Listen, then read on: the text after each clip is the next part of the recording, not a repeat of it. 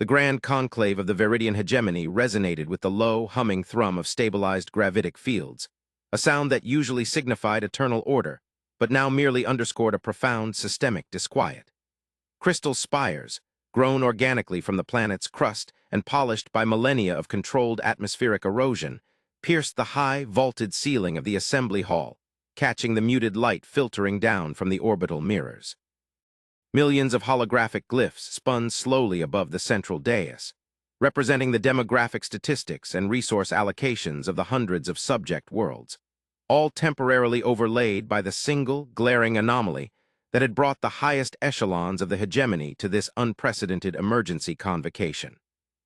Kalen, the first speaker, a being whose physical structure was adapted for profound longevity, and whose decision-making processes spanned centuries, felt the nervous energy of the assembled council vibrating through the very floor plates beneath his 6 articulated limbs. The air, typically scented with purifying ozone, tasted faintly metallic, sharp with apprehension. For cycles beyond counting, the hegemony had defined the apex of organized existence in this sector, a bastion of predictable, measured power. And now, something utterly unpredictable had breached their carefully curated perimeter. The visual focus of the tension was the central projection, a sparse, unsettling schematic rendered in stark, ultraviolet light. It depicted a single vessel, utterly devoid of the sweeping, graceful curves favored by all established galactic powers. It was brutally angular, a block of uncompromising geometry floating in the void, absorbing light rather than reflecting it, a visual offense against the aesthetic sensibilities cultivated since the dawn conquered. This object, designated by the hegemony's deep scan analysis as entity designation, unclassified origin vector, Sol III proxy, had appeared near the contested Rylo's expanse, moving with a speed that defied known propulsion matrices and exhibiting energy signatures that defied conventional categorization. The accompanying analysis report, now cycled onto the auxiliary projections surrounding the dais, used descriptors that made the Elder Council twitch with visceral discomfort. Crude construction, highly kinetic, shielding density inconsistent with mass, and the most damning assessment, generated by the hegemony's chief strategic AI, potential for unconstrained destructive efficacy. Kalen focused his multifaceted optical sensors on Lord Vyler of the Diplomatic Corps, whose long, silvery sensory filaments were drooping dangerously close to the floor, a clear sign of severe internal conflict. "We have reviewed the spectral signatures 6 times, Speaker Kalen," Vyler projected, his voice a dry, rasping whisper amplified across the vast hall. "The power output attributed to that anomaly is staggering. It does not utilize reaction mass in any recognizable way. Its drive signature suggests a momentary manipulation of local spacetime metrics that should be thermodynamically impossible for any object of its observed size. It is an aberration, a violation of established physical law, and it moves with intent, not drift. The preliminary fear registered across the outlying star systems is escalating to outright panic. We must act decisively before systemic stability fails." "Decisiveness, Lord Vyler, requires understanding," Kalen responded, his tone carefully modulated to convey absolute stillness amidst the rising tide of fear. "To categorize an unknown variable as a weapon of mass destruction based solely on its unconventional energy profile is the hallmark of a species driven by instinctual panic, not strategic thought. We have observed it for 3 standard rotations. It has made no hostile movement. It has not attempted communication in any known lexicon. Its presence is observational or perhaps merely positional. We must resist the urge toward immediate, self-justifying aggression." Across the dais, the representative of the military directorate, General Thraxus, shifted his bulk. Thraxus was a representative of a species bred for battlefield supremacy, his carapace hardened by generations of selective pressure. His disapproval was immediate and palpable, a wave of resonant low-frequency noise that caused minor structural harmonics in the seating arrangement. "Speaker, your adherence to outdated philosophical constraints endangers the hegemony. The designation is derived from efficacy, not intent. If an uncontrolled variable possesses the capacity to unbind planetary coherence with a single pulse, it is a weapon of mass destruction, regardless of whether its pilot chooses to use it to shatter a moon or merely illuminate a nebula. Its existence alone destabilizes the regional equilibrium. We detected its trajectory shift 2 cycles past. It is vectoring toward the central administrative hub of the Xylos conquered. That is not the path of a researcher first speaker. That is the path of an invading force making a calculated entry point. The tension in the hall curdled further. The Xylos conquered was a non-aligned collective, rich in resources but militarily weak, serving as a crucial buffer zone. If that zone fell or became the site of confrontation, the hegemony's internal stability would be irrevocably compromised. Kalen activated the highest-tier security overlay, projecting a three-dimensional topographical map of the local cluster. The small, sharp indicator representing the unknown vessel pulsed ominously near the Xylos boundary. Its speed is precisely 0.998 times the light barrier, a velocity achieved through means we cannot model, Kalen conceded, letting the gravity of that impossibility settle. But observe the trajectory modulation. It did not accelerate into the Xylos zone. It executed a complex three-axis braking maneuver, achieving orbital stability around Xylos Prime, a world currently under non-aggression treaty protection by the hegemony. It is stationing itself. If it intended destruction, the act would have been instantaneous upon arrival. It has chosen deliberation. This suggests either immense confidence or a complete lack of threat comprehension. Confidence based on power, Thraxus growled. It is a predatory assessment. They see our reaction times, our sensor latency, the measured cadence of our political discourse, and they see weakness. They see a slow-moving, predictable giant ready to be decapitated. We must deploy the first-tier deterrent fleet immediately, Speaker.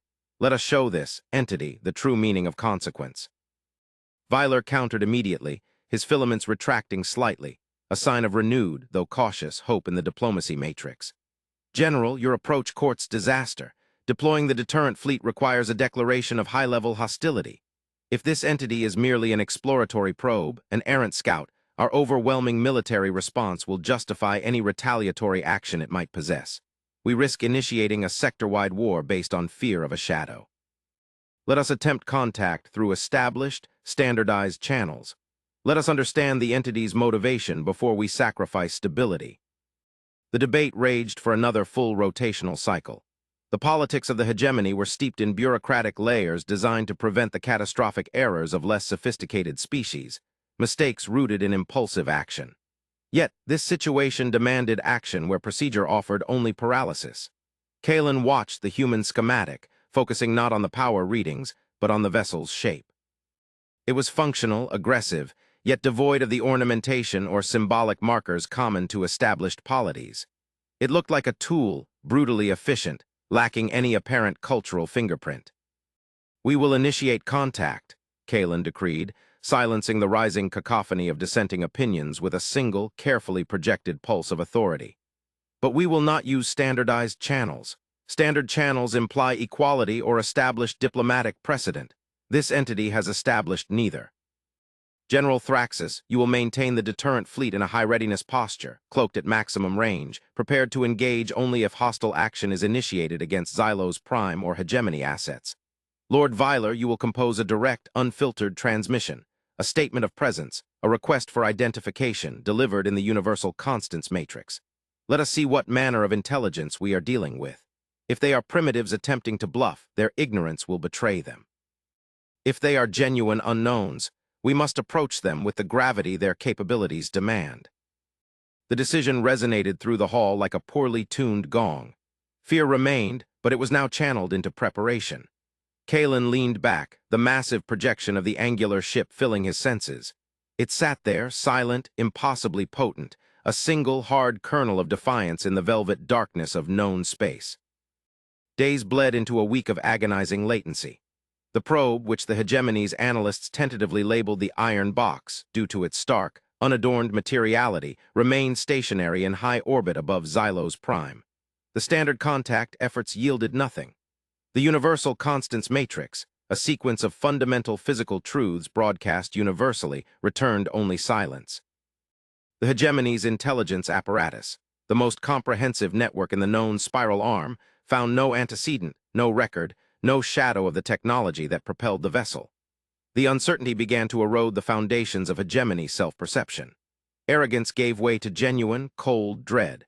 If this technology existed, everything the hegemony understood about the universe's technological ceiling was obsolete. Then the contact arrived. It was not a broadcast or a conventional electromagnetic signal. It originated from the iron box, but it was delivered directly into the sensor arrays of the hegemony flagship positioned near the periphery of the system. A localized, high-bandwidth entanglement that bypassed conventional space-time transmission entirely. The effect was not a visual or auditory message, but a direct informational injection into the primary analytical nodes of the flagship's command structure. The data spilled forth into the hegemony's networked consciousness like a sudden, massive flood tide. Kalen was immediately informed. He projected himself instantly across the secure quantum link to the command deck of the flagship, watching the bewildered telemetry stream in real time.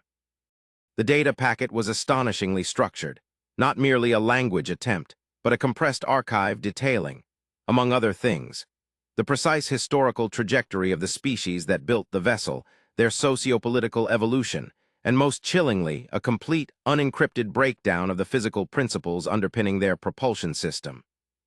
"Report," Kalen commanded, his voice amplified by the connection, cutting through the digital chaos on board the flagship. The hegemony's chief analyst, a drone-like construct designated Lex 7, responded with mechanical stuttering, a rarity indicative of systemic overload. "Speaker, the incoming data stream is comprehensive. It overrides our interpretive algorithms. It is a primer, a complete instructional manual on their entire technological and philosophical framework, delivered in less than 300 cycles." "And the origin?" Weiler pressed, his projection flickering nervously onto the tactical screen. "Origin," Lex 7 synthesized slowly, "is Sol III. They refer to themselves as humans. The vessel is designated an Explorer-class interdictor, although the term interdictor seems to imply a role of policing unauthorized use of advanced physics rather than conventional warfare." Thraxis's projection materialized, sharper and more immediate than the others. "A self-proclaimed policeman, a vessel capable of such power calling itself an interdictor. This is transparent deception. They reveal their core physics to establish superiority. They are demanding recognition through demonstration of overwhelming knowledge." Kalen studied the projected data schematics that Lex 7 was attempting to process. The sheer elegance of the human drive system, a controlled, localized manipulation of vacuum energy extraction, bypassing the traditional conservation laws through targeted quantum phase shifting, was breathtakingly efficient. It was not brute force. It was refined, almost elegant, terrifyingly so because it implied centuries of focused, almost obsessive research into singular technological pathways. "Lord Weiler," Kalen instructed, his internal analysis matrices already grappling with the implications of this human species. "Prepare a diplomatic overture. Utilize the synthesized data packet they provided as the basis for our response. Acknowledge receipt of their primer. Request clarification on their stated mission parameters regarding Xylos Prime. We will meet their professionalism with our own, however belatedly." The human response, when it came, was instantaneous, delivered via the same tight beam entanglement.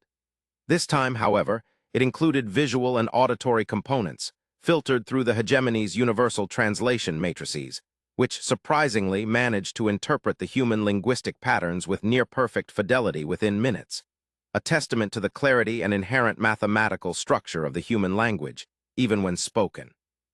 A single figure materialized on the main display of the hegemony assembly hall, bypassing all protocols, replacing the angular schematic of the ship with a direct visual feed. The image projected was of a bipedal organism, covered primarily in synthesized, dark fabric, possessing a head structure that seemed strangely simple: two primary optical sensors, a single auditory vocal aperture, and minimal external sensory apparatus. The being was seated in what appeared to be a minimalist command center, the background showing only controlled light and a few complex, but functional, displays. The image was utterly devoid of the Baroque ornamentation or protective shells common to established galactic species. The human regarded the vast chamber, the spinning glyphs, the imposing forms of the Hegemony Council, not with awe or fear, but with a placid, almost clinical level of observation. "This is Captain Eva Rostova of the Exploration Corps, Vessel Dauntless," the voice stated, synthesized into the Hegemony's preferred resonance, calm, deep, and possessing an almost unsettling lack of inflection. We acknowledge the integrity of the Viridian hegemony's territorial claims and the reception of your request for clarification. We detected several attempts at standardized communication, which failed due to mismatched protocols. Our initial transmission was intended as a courtesy, a preview of our operational capabilities to preclude unnecessary escalation based on technological disparity. Kalen felt a momentary sense of vertigo. They had been so focused on the power of the iron box that they had failed to grasp the intent of the message. It was not a threat. It was a confidence statement delivered before the handshake. "Captain Rostova," Kalen responded, carefully modulating his voice to project measured gravity. "Your arrival has caused a significant divergence in our expected strategic calculus. We must understand the nature of your presence near Xylos Prime. We interpret your vessel's profile and energy readings as possessing capabilities far exceeding conventional defensive or exploratory measures. Therefore, in the context of galactic security protocols, we have tentatively labeled it a weapon of mass destruction." Captain Rostova tilted her head slightly, a human gesture Kalen's matrices now tagged as contemplation mild disagreement. "That designation is inaccurate, Speaker Kalen," Rostova replied, her eyes, clear, pale blue, meeting Kalen's own sensory cluster directly. "The Dauntless is not designed for destruction. It is designed for deterrence, which requires the capacity for it. Our mission parameters necessitate the ability to neutralize existential threats to developing stellar cultures. We are here because Xylos Prime has registered an anomalous energy spike in its immediate orbital space, a rogue singularity decay pattern that, without intervention, would render the inhabited planet sterile within 3 standard years. We arrived to stabilize the decay field, not to engage in conflict." A profound silence descended upon the Hegemony Council. The political fear, the strategic dread, instantly inverted itself into a far more complex emotion, confusion rooted in fundamental ethical misalignment. The hegemony viewed threats as external forces to be contained or eliminated. The humans viewed threats as problems to be solved, even if solving them required impossible feats of engineering, and their primary tool for preventing conflict was the overt display of the capacity to solve any problem. Thraxus erupted, the visual representation of his frustration manifesting as minor carapace tremors. "Stabilize a singularity decay? That requires manipulating the fabric of causality at the Planck scale. Such technology is theoretical, banned even under the first prohibitions. You claim this destructive power is repurposed for benign stabilization." Rostova offered a faint, almost imperceptible tightening around her mouth that the translation matrix identified as a subtle smile. "General Thraxus, the concept of banned technology is often a symptom of technological stagnation, not ethical purity. The physics involved are merely complex. We calculate the net energy requirement for stabilization, apply the field modulator, a process that took our engineering teams approximately 48 continuous operational hours to calibrate, and we execute the fix. Destruction is inefficient. It requires the expenditure of resources. Preservation is the ultimate expression of energy conservation. We are conservationists, Speaker Kalen." Viler stepped forward, regaining his diplomatic composure with visible effort. "Captain Rostova, your explanation recontextualizes the threat assessment entirely. If your actions are truly benevolent, why the opacity? Why the unilateral entry into a monitored sector without prior signaling?" "We signaled immediately upon achieving orbital mechanics stability, Lord Viler. We utilized the universal constant matrix, as you know," Rostova countered, displaying a perfect comprehension of their earlier actions. "However, our data suggested that the hegemony's established diplomatic protocols prioritize assessment of potential threat vectors over immediate response to unseen physical anomalies. We could not afford a latency period. The rogue decay field would not wait for a consensus vote."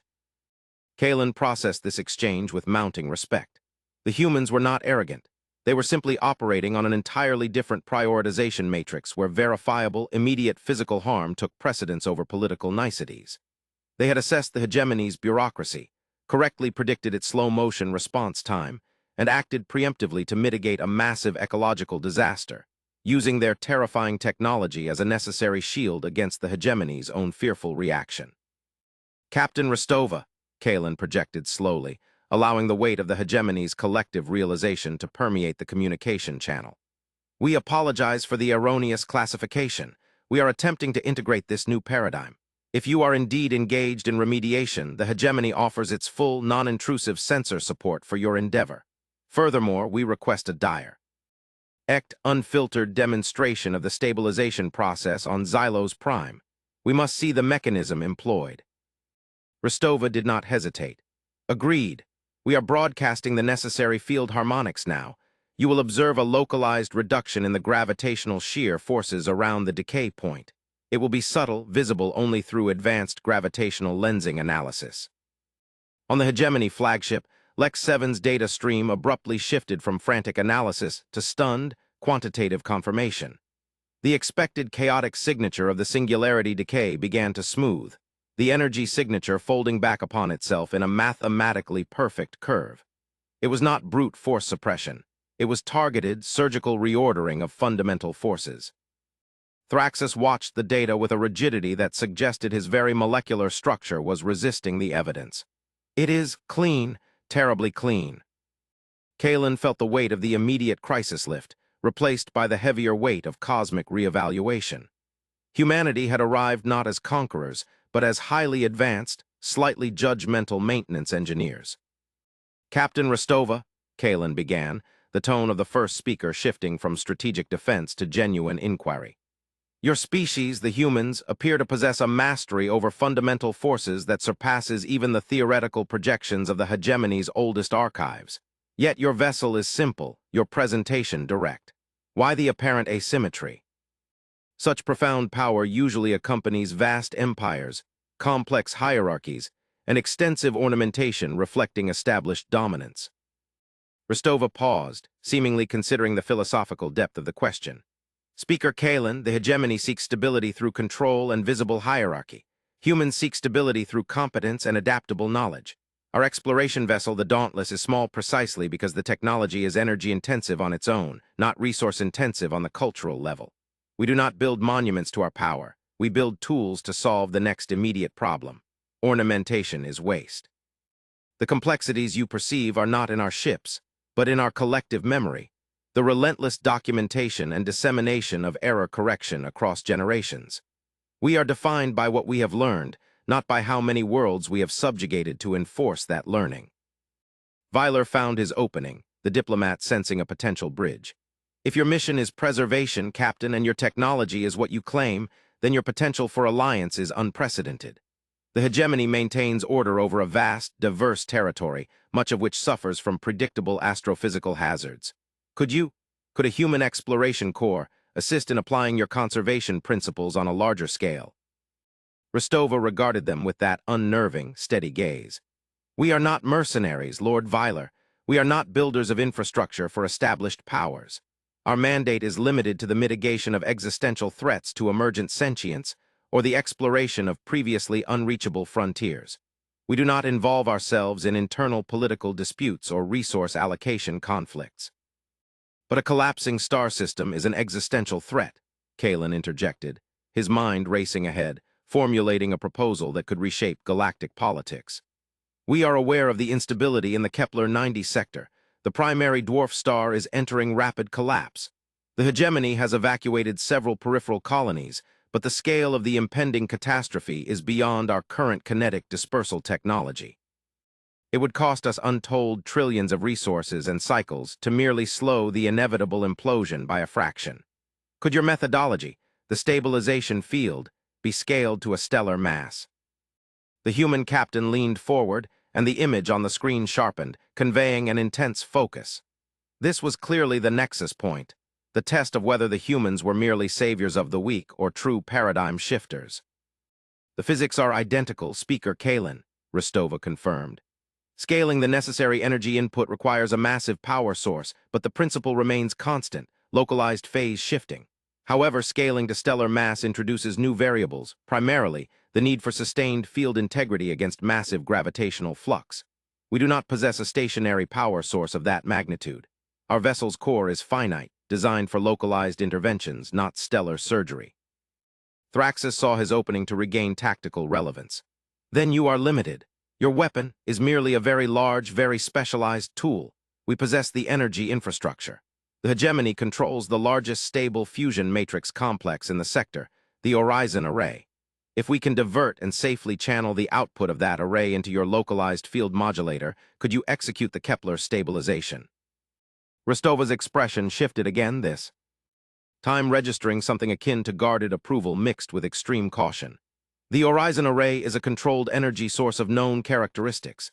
If your engineers can safely interface their output directly into the Dauntless capture ports without creating a feedback cascade that would vaporize the surrounding space, yes, that would provide the necessary energetic baseline for a stellar intervention. This is a cooperative endeavor, Speaker Kalen, not a transfer of custody. You provide the sustained power. We provide the precise control methodology. The proposition was audacious, bordering on suicidal from the hegemony's traditional risk assessment perspective.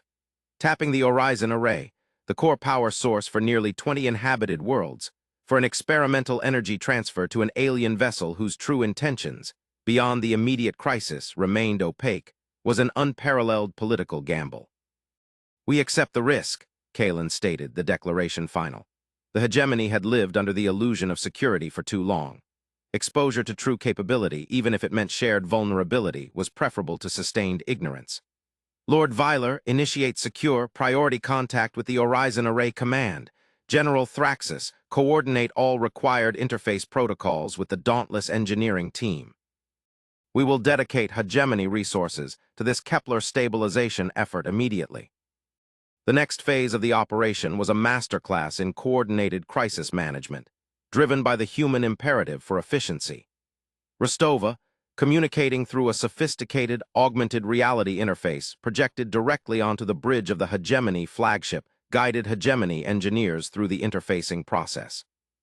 The human engineering standards were starkly different: minimal redundancies, maximum performance metrics, a terrifying trust in the mathematical integrity of their designs. Where hegemony engineers built layers of fail-safes, the humans built layers of predictive failure modeling, relying on the core software to compensate for any anticipated mechanical deviation. Over the course of 4 swift, tense rotations, the Dauntless was tethered, virtually, to the gargantuan power output of the Horizon Array. The energy transfer was fraught with potential catastrophe. The hegemony engineers felt like novices attempting to tether a cosmic storm to a fragile conduit. The energy differential is approaching the critical threshold, Captain Rostova, reported the lead hegemony interface officer, his voice strained. The structural harmonics of the array's primary conduits are beginning to exhibit stochastic resonance patterns. We cannot sustain this for long. We do not require long, Commander, Rostova calmly replied from her distant vessel. We require precision for 68 seconds to inject the stabilizing harmonic sequence into the stellar core's differential rotation. Prepare for field initiation in T-5 standard minutes. Trust your projections, Commander. We have validated your structural integrity models against our own simulations. The transfer is safe to the array, provided you maintain the output parameters exactly as displayed. The silence that followed was heavy with the knowledge that the fate of an entire star system now rested on the perfect execution of an alien-designed sequence, powered by the hegemony's most vital asset. When the signal came, a crisp, unambiguous command from Rostova, the hegemony engineers executed the final relay. The Horizon Array pulsed, momentarily dimming the artificial sunlight across a swath of colonized space as unimaginable energy was shunted across the void. On the displays, the Dauntless, which had remained visually unchanged, still a block of aggressive black geometry, suddenly radiated a faint internal luminescence. It wasn't an emission of heat or light, but a distortion of the visual field, as if the very space around the ship was being momentarily stretched thin. The targeted portion of the Kepler 90 system, visible on the deep scan monitors, flickered. Then the rogue collapse signature vanished. The star's collapse trajectory, which had been rapidly approaching the final, catastrophic event horizon, abruptly stabilized, beginning a slow, predictable reversion toward a less aggressive, though still aging, state. The collective intake of breath across the hegemony command structure was universal. It was a victory so profound, so absolute, that it rendered all previous military and political achievements meaningless. When the energy transfer was safely throttled back down, and the Horizon Array returned to normal operational levels, Kalen felt a sense of exhausted awe. "Captain Rostova," Kalen said, the formality now imbued with sincere respect. "You have averted a disaster of unparalleled scale. The hegemony owes you a debt that cannot be quantified in conventional currency or resource transfer. What is your request in recompense? Anything, why? Then our political and technical purview is yours." Rostova's image remained composed. "We require nothing in recompense, Speaker. We have fulfilled our operational requirement for this sector. We have stabilized the immediate existential threat. Our mission here is concluded." "Concluded?" Thraxus interjected, incredulous. "You arrive with capabilities that redefine reality, solve a crisis no one else could touch, and you depart. You offer the hegemony the opportunity for alliance, for shared knowledge, and you simply leave." Rostova met Thraxus's glare, her pale eyes unwavering. "General, the hegemony still views our vessel as a potential weapon of mass destruction because your primary focus remains on dominance and the management of internal stability. We view ourselves as necessary corrective agents against entropy. These are fundamentally incompatible worldviews for a political alliance. We are explorers, guided by a set of ethical imperatives you do not yet share." Vyler seized the opening again, sensing the critical juncture where diplomacy could avert the loss of this revolutionary connection. "Captain, then allow us to understand those imperatives. If we cannot align politically, perhaps we can align philosophically. We recognize the error in our initial assumptions. Show us the foundation of your species, ethics. What guides a civilization capable of such profound, non-destructive intervention?" Rostova paused for a long moment, the silence allowing the gravity of the exchange to settle. "Very well, Lord Vyler. We will provide you with a final context packet. It is not a technical manual, but a narrative. It explains the origin of our ethical framework. It is necessary context for understanding why we deploy capability without demanding control." She gave a final, concise nod. "We are departing the Xylos system now, Speaker Kalen. We wish the Veridian hegemony continued stability." The projection of Captain Eva Rostova winked out. The angular, silent form of the Dauntless was already accelerating away from the system boundary, its transit signature already fading into the background noise of normal physics.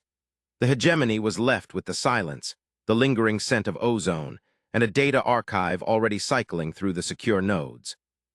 The Council reconvened immediately, not in crisis, but in a state of profound ideological introspection. Kalen instructed the immediate decryption and dissemination of the human narrative packet across all hegemony intellectual centers.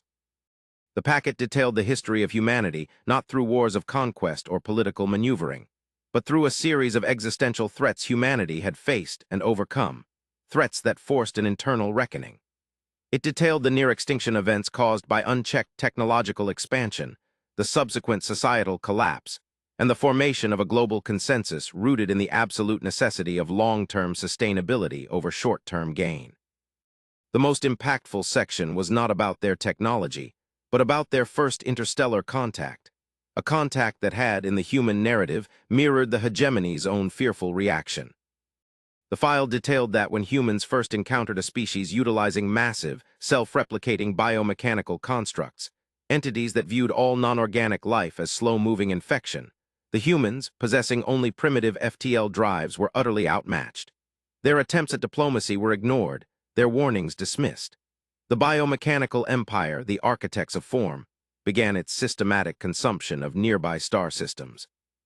The human response, the file explained, was not to build a bigger weapon, but to understand the architect's core limitation.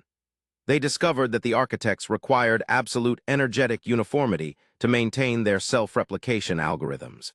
Any pattern of energy flux that deviated significantly from a predictable mean caused catastrophic computational failure in their decentralized swarm intelligence. The humans, lacking the power to destroy the architects, found a more elegant solution. They utilized their burgeoning understanding of spacetime manipulation, the precursor to the dauntless drive, not to attack, but to create the ultimate form of distraction: overwhelming, elegant, and utterly unpredictable noise. They did not fight the architects. They engineered an artificial, localized pocket universe, a bubble of quantum chaos, and carefully introduced it into the architect's primary network vector. The architects, obsessed with maintaining systemic order, were forced to divert nearly 90% of their computational power to quarantine and analyze this sudden influx of fundamental nonsense. They were not defeated. They were simply made too busy managing the anomaly to continue consuming. When the architects finally managed to stabilize the pocket universe, a process that took centuries of their time, they found that the human civilization, having said the intervening time to mature its ethical framework and perfect its non-destructive physics, had long since moved beyond their sphere of interest, protected by the very concept of unpredictable genius. The human philosophy distilled from this history was chillingly logical. If you cannot win a conflict of force, change the terms of the engagement entirely. Do not seek to destroy the threat. Render the threat irrelevant by making its methodology obsolete or its focus diverted. Thraxis, the embodiment of hegemony military might, was visibly shaken. They did not fight a war of annihilation. They engineered a technological philosophical distraction that lasted millennia. They weaponized complexity against rigid order. Vyler nodded slowly, processing the deeper layer of the ethical framework. Their classification of the Dauntless as an Explorer-class interdictor now makes terrifying sense. It is not a weapon of mass destruction, but a tool to enforce the non-viability of reckless destruction on others. They prevent conflict by demonstrating an insurmountable capacity for problem-solving that bypasses martial logic. Kalen looked out at the vast, silent hall, the crystal spires now seeming less like symbols of stability and more like elegant, but ultimately fragile, constraints. Humanity had not arrived to join the hegemony. They had arrived to provide a corrective lens to its foundational worldview. We have misjudged them severely, Kalen admitted, the admission a monumental shift in hegemony doctrine. We assumed power was measured by the capacity to destroy. They measure it by the capacity to sustain. We must learn this new calculus.